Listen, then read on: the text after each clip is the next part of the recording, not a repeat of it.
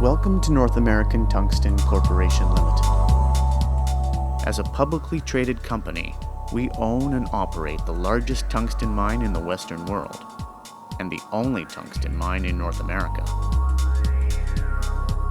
With 100% financial control over all our mining interests, North American Tungsten Corporation Limited is well positioned for growth and to benefit from the growing need of a valuable and versatile metal. Tungsten is an element that appears 74th on the periodic table of elements. It is a shiny white metal with an extremely high melting point and is second in hardness only to diamond. Because of these qualities, it is used extensively in everything from light bulbs to cell phones, from drill bits to jet planes. Tungsten occurs in two minerals that are possible for industrial extraction: wolframite and scheelite. It is the mineral scheelite that carries the tungsten here. North American Tungsten's Cantong Mine is located 7 kilometers from the Yukon border, inside Canada's Northwest Territories. From 1962 until 1986, the mine produced approximately 10% of the world's total tungsten production, and today remains the only tungsten mine producing in North America. The manager for exploration at North American Tungsten, Dave Tenney. It's interesting to speculate on why a large tungsten deposit of such high grade occurs in this particular part of the Northwest Territories. There are a series of intrusive rocks in the area, generally speaking granites, which are tungsten rich.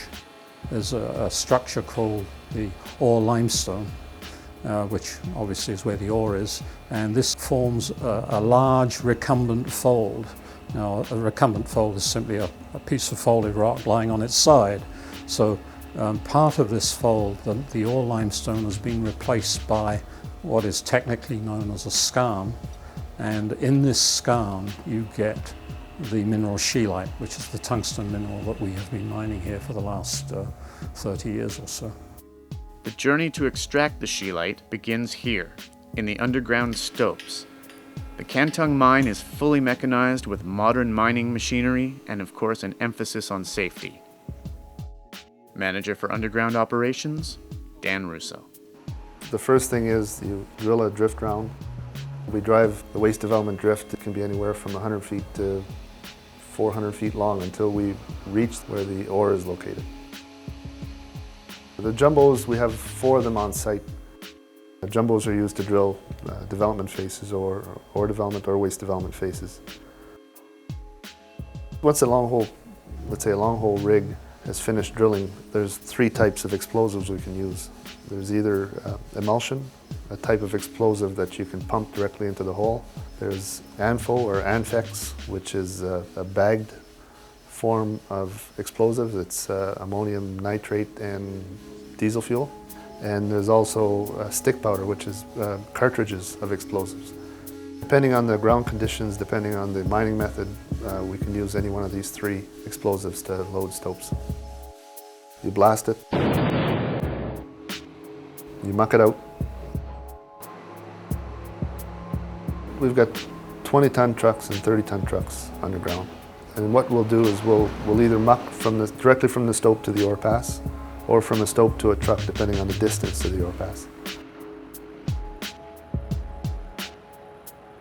Once it's mucked out, you do the ground support, and then the whole cycle starts again. The Cantong concentrator is located just meters from the underground mine portal. The raw ore is first trucked and dumped into a chute where it begins its journey at the crusher. Mineral processing consultant, Reno Mihawk. Here at the Cantong Mill facility, underground ore is crushed by 3-stage crushing. Primary jaw crusher,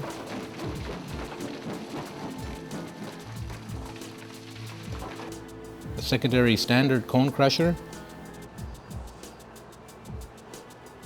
and a tertiary shorthead crusher.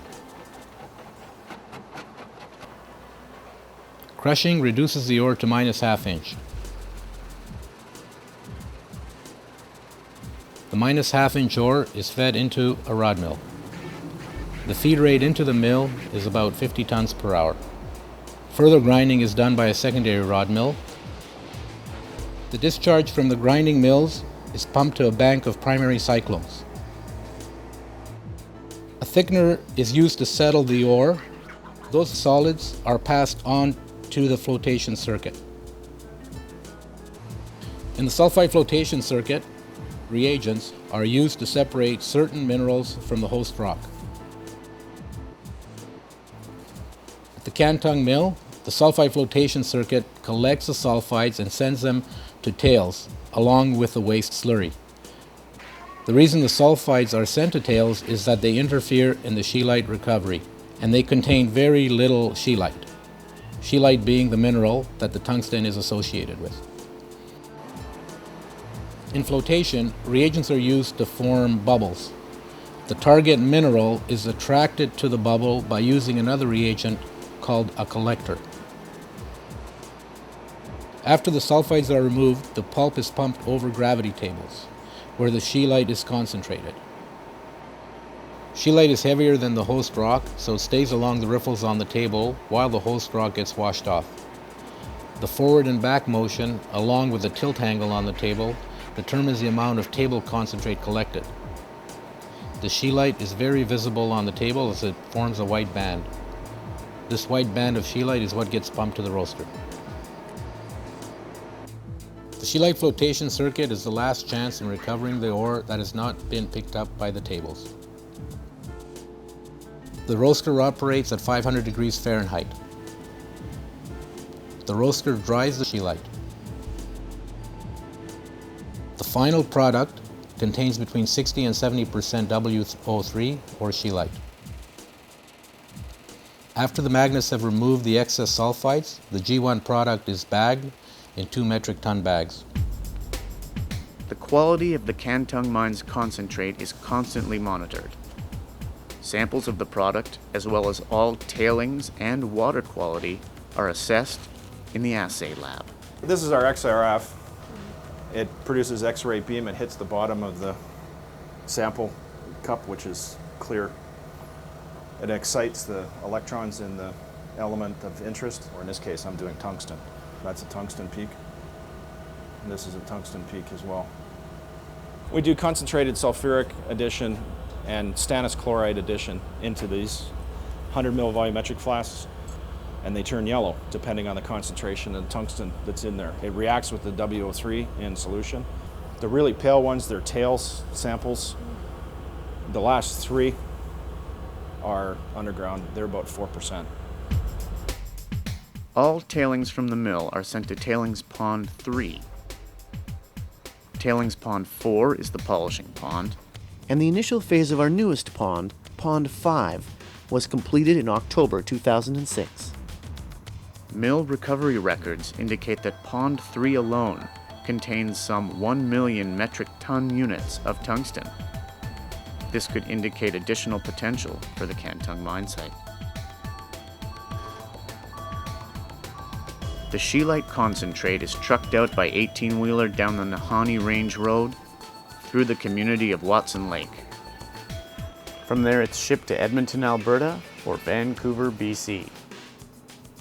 Employees of the mine and mill travel by chartered air, where it's possible in most seasons to arrive at the Cantong mine site's airstrip.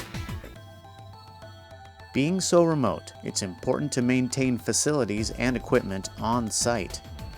Cantong has accommodation for 140 or more employees, as well as emergency health and fire facilities. The diesel powerhouse supplies all electricity for the camp and mining operations. A warehouse keeps stock of all needed supplies, and the administration office is in constant communication with head office in Vancouver. 2 machine shops, including one of the largest underground machine shops at any mine, maintain all essential equipment for the mine's smooth operation. And to top it off, there's a natural hot springs nearby for relaxing in during the off hours. With the increased importance and market need for tungsten in the future, North American Tungsten is preparing with the development of the Mactung mine. Over $25 million has already been invested exploring the feasibility of a 30-year operation at the site. This new site lies a mere 100 miles north of current Cantung. A strategic metal with no known substitute, tungsten has a proven past and an enormous future.